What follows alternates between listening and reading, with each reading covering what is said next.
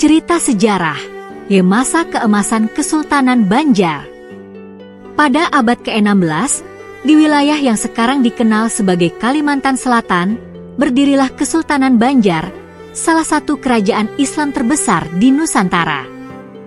Kesultanan Banjar mencapai puncak kejayaannya di bawah pemerintahan Sultan Hidayatullah dan Sultan Mustain Billah pada abad ke-17. Pada masa inilah Banjar berkembang pesat sebagai pusat perdagangan, agama, dan kebudayaan yang menghubungkan Kalimantan dengan kerajaan-kerajaan besar lainnya di Nusantara dan bahkan dunia internasional. Kesultanan Banjar berawal dari Kerajaan Negara Dipa, sebuah kerajaan Hindu-Buddha yang kemudian menerima pengaruh Islam setelah berdirinya Banjar.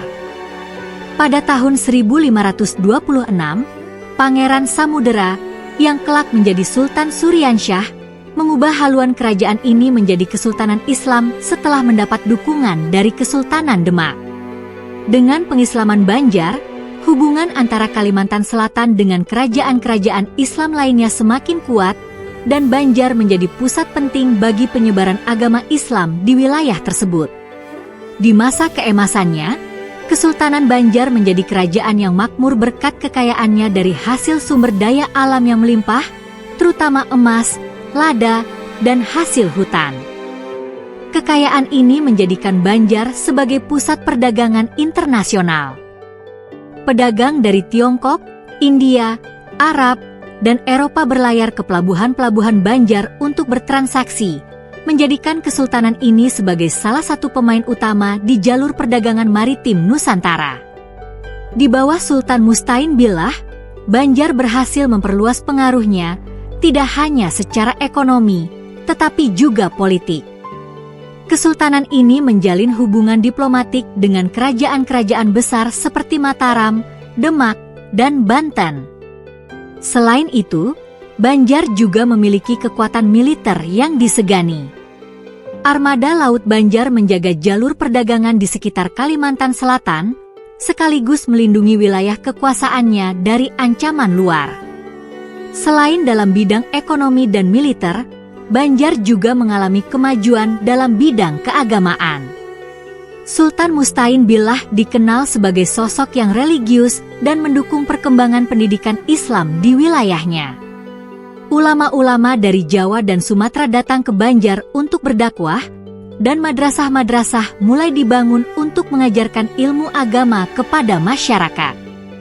Kesultanan Banjar menjadi pusat penting dalam penyebaran ajaran Islam di Kalimantan, dengan pengaruhnya meluas ke pedalaman dan daerah-daerah Dayak. Namun, kejayaan Banjar tidak berlangsung selamanya. Pada abad ke-19, Kesultanan ini mulai mengalami kemunduran akibat konflik internal, perebutan kekuasaan, dan tekanan dari kolonial Belanda yang semakin kuat. Belanda, yang melihat potensi ekonomi besar dari wilayah Banjar, berusaha menguasai sumber daya alamnya, khususnya tambang batu bara. Hal ini memicu Perang Banjar pada tahun 1859–1905, di mana rakyat Banjar dipimpin oleh Pangeran Antasari, melakukan perlawanan heroik terhadap penjajahan Belanda. Meskipun akhirnya Kesultanan Banjar jatuh ke tangan Belanda, masa keemasan Kesultanan Banjar tetap dikenang sebagai periode kejayaan yang memberikan pengaruh besar dalam sejarah Kalimantan Selatan.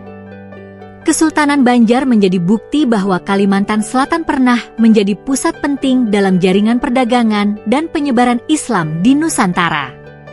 Cerita ini mengisahkan masa kejayaan Kesultanan Banjar, bagaimana kesultanan ini menjadi pusat perdagangan dan penyebaran Islam, serta perannya dalam jaringan diplomasi dengan kerajaan-kerajaan besar di Nusantara.